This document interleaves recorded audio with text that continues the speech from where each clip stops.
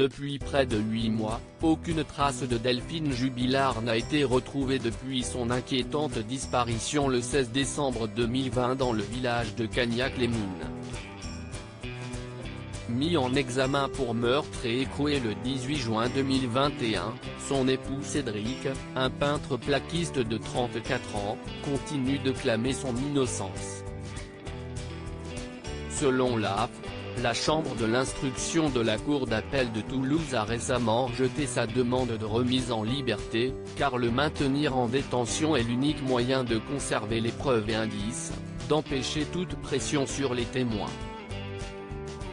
Interviewé par la Dépêche, l'avocat du frère de Delphine, M. Jean-Luc Forguette, a d'ailleurs confié que Cédric avait réalisé d'odieux chantages envers sa belle-famille, les menaçant de ne plus voir leurs enfants Louis, 6 ans, et Delia, 2 ans. Dans les derniers temps, il y a eu une sorte de chantage, ils l'ont vécu ainsi.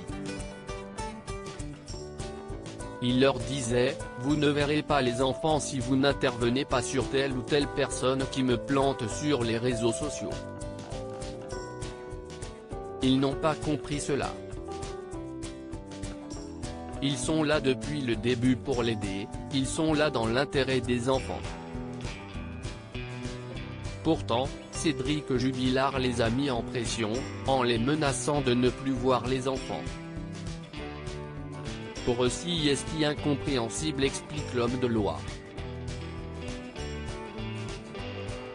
Déterminé à trouver un quelconque signe ou indice qui pourrait expliquer la disparition de leur sœur, la famille Ossaguel commence néanmoins à perdre espoir selon M. Jean-Luc Forguette.